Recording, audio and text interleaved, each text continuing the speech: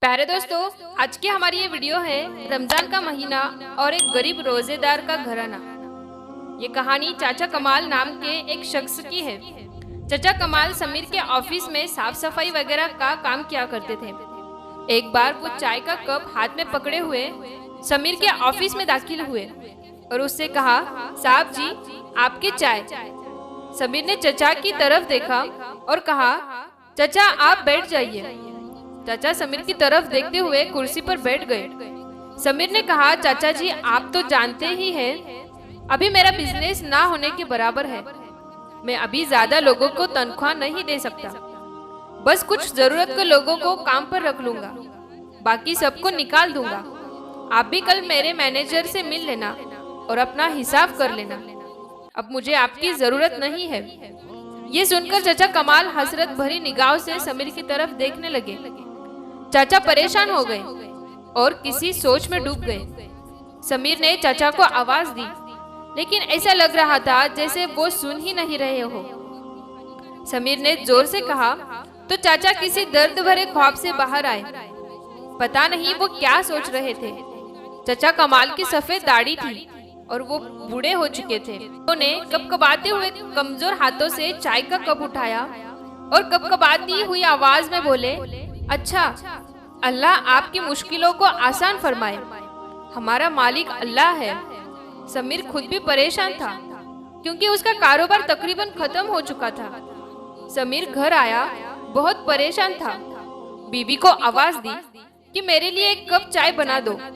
बीवी पास आई और कहा, आप परेशान लग रहे हैं। समीर ने लंबी सांस ली और कहने लगा, क्या बताऊं, बैंक से लोन लेकर कुछ कॉन्ट्रैक्टर के साथ साइन किया था। कल बैंक वाले भी पैसे लेने आ जाएंगे। कोई भी कॉन्ट्रैक्टर पैसे नहीं दे रहा है।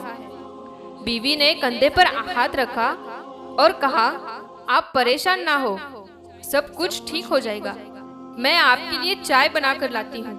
उधर चाचा कमाल घर आए तो वहाँ किराए वाला खड़ा था। वो कहने लगा, पिछले 4 महीने का किराया बाकी है, वो देना है या घर से बाहर निकालो। चाचा कमाल हल्का सा मुस्कुराए और कहा, हाँ बशीर साहब, पहले चाय पी लो, आ जाओ, घर के अंदर आ जाओ। बशीर सख्त लहजे में बोला, आप चाय रहने दे, मुझे मेरा किराया दे। चाचा कमाल धीरे से बोले, कल दे दूंगा, कल शाम आ जाना।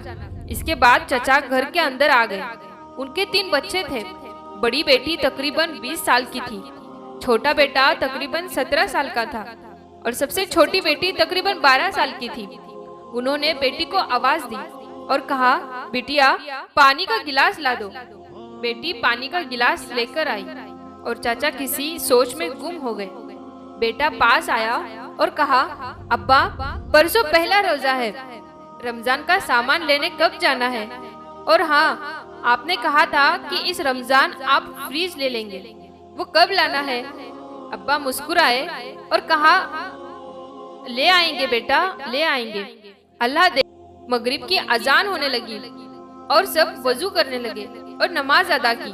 दूसरे दिन चाचा की बीवी बोली, अजी सुनते हैं, क्या आज आपने काम पर नहीं जाना?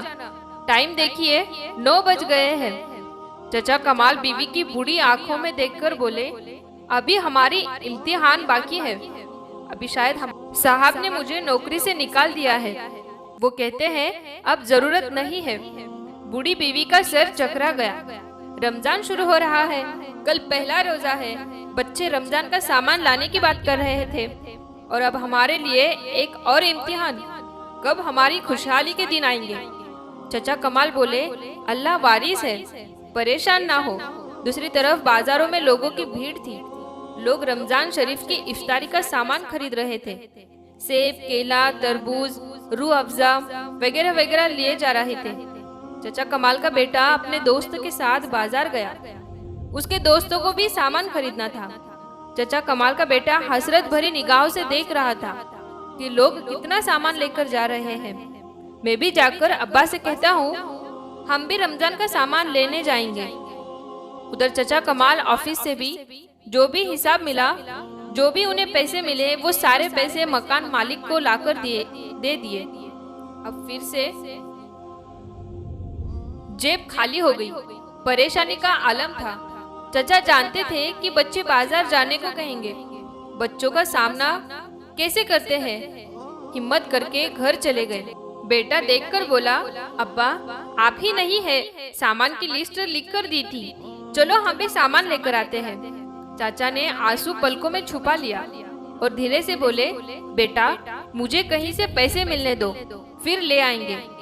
बेटा बोला, अब्बा वो हमारे हमसाए का बेटा है ना, वो पूरे 5,000 का सामान लेकर आया है। अब्बा चुप हो गए। आज पहला रोजा था। शहरी में खाने के लिए क्या था? वही रात का बना हुआ खाना। चाय बनाने के लिए दूध तक नहीं था। खाने के लिए दही, रात की बची हुई सब्जी।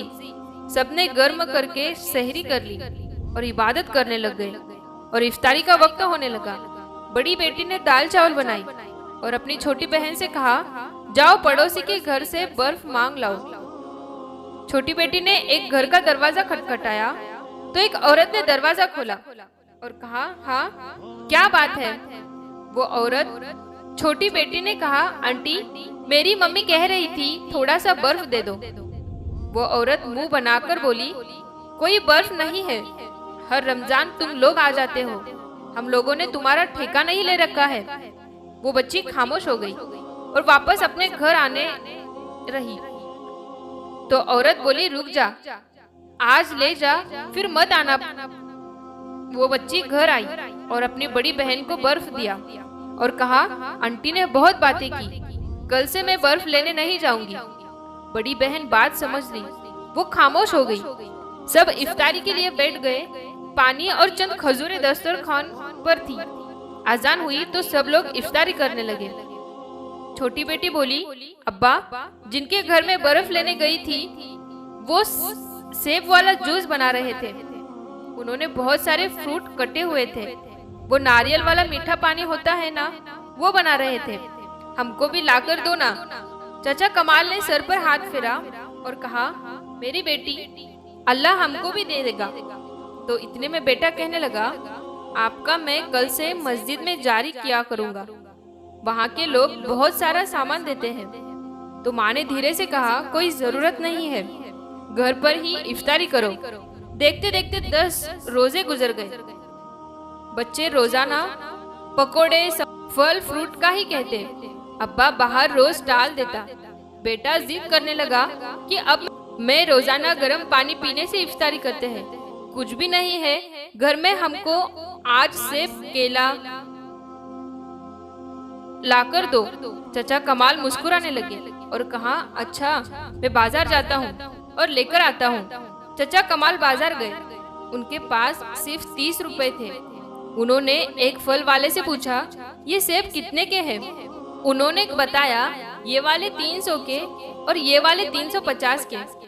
हर चीज का रेट बहुत ज्यादा था। चाचा खामोश हो गए, फिर बोले, ये लो 30 रुपए, ये पैसे के जितने भी आते हैं मुझे दे दो। दुकानदार हंसने लगा, चचा 30 रुपए में तो बस एक ही सेब आएगा। इत्तेफाक से समीर जिसके ऑफिस में चचा काम किया करते थे वो भी फल खरीदने आया हुआ था। वो अपनी गाड़ी में बैठा था कि इतने में उसकी नजर चचा कमाल पर पड़ी। चचा कमाल दुकान वाले से बोले, वो जो नीचे वाली टोकरी में सेब केला पड़ा है वो मुझे दे दो। दुकानदार बोला, चाचा वो मैं अपने बकरियों को देता हूँ, खराब फल है।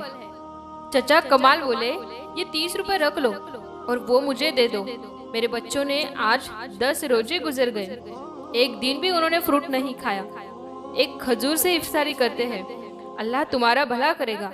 इस बात को सुनते ही दुकान वाले को तरस आ गया। उसने 30 रुपए वापस दिए और कहा, चचा टोकरी उठाकर ले जाओ।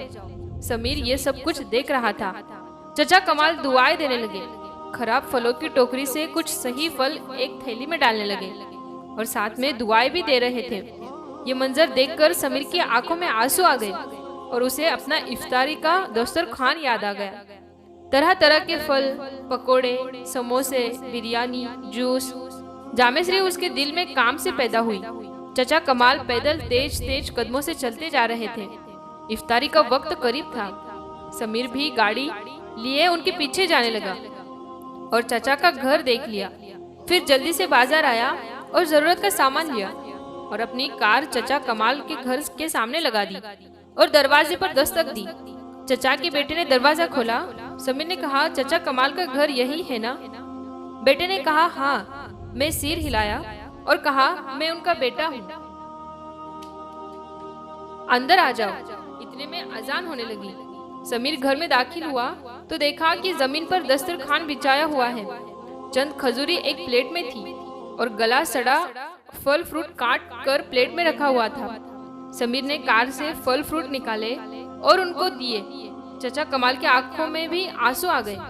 पकोड़े समोसे भी दिए। सबके चेहरे पर एक मुस्कुराहट से छा गई। समीर उनके साथ बैठकर इफ्तारी करने लगा। चाचा की तरफ देखकर कहा, चाचा आप कल ऑफिस आ जाना और हाँ, हर रोज इफ्तारी का सामान आपके घर पहुंच जाया करेगा। चाचा कमाल हजारों दुआएं देने लगे। समीर घर जा रहा था। आज उसके दिल को अजीब सा सुकून महसूस हो रहा था। घर गया और बीवी से कहने लगा, कल से इफ्तारी का सामान सिर्फ जरूरत का काटना। इफ्तारी एक खजूर से भी की जा सकती है, लेकिन बहुत से लोग ऐसे हैं जिनको एक खजूर भी मयस्सर नहीं है। कल से कुछ फल फ्रूट चाचा कमाल के घर भी भेज देना। इतने में समीर के फोन की घंटी बजी। दूसरी तरफ से दूसरी कंपनी का मैनेजर बात कर रहा था। उसने समीर से कहा, सर आपके अकाउंट में 20 लाख ट्रांसफर कर दिए गए हैं। बाकी के पैसे आपको ईद के बाद मिल जाएंगे। समीर आसमान की तरफ देखने लगा। एक सुकून उसके चेहरे पर लग रहा था। आज वो बहुत खुश था। छोटी सी नेकी ने कितना कुछ बदल दिया। चाचा कमाल के घर मुस्कुराहट है, खुशबू बनकर महकने लगी और समीर की कंपनी को भी पैसे मिल गए। दोस्तों, रमजान का महीना चल रहा है। अपने आसपास गरीब जरूरतमंद लोगों का ख्याल जरूर रखें। अपने आसपास देखें, वहाँ के लोग ऐसे होते हैं जो किसी इंसान के सामने हाथ नहीं फैलाना चाहते, हालांकि वो असली जरूरतमंद होते हैं। तो ऐसे लोगों को भी आप जरूर मदद किया करें। ये वीडियो कैसी लगी हमें कमेंट बॉक्स में जरूर बताइएगा। इस वीडियो को लाइक जरूर करें। मिलेंगे अगली नई वीडियो में। तब तक के लिए अस्सलाम वालेकुम। अल्लाह हाफिज।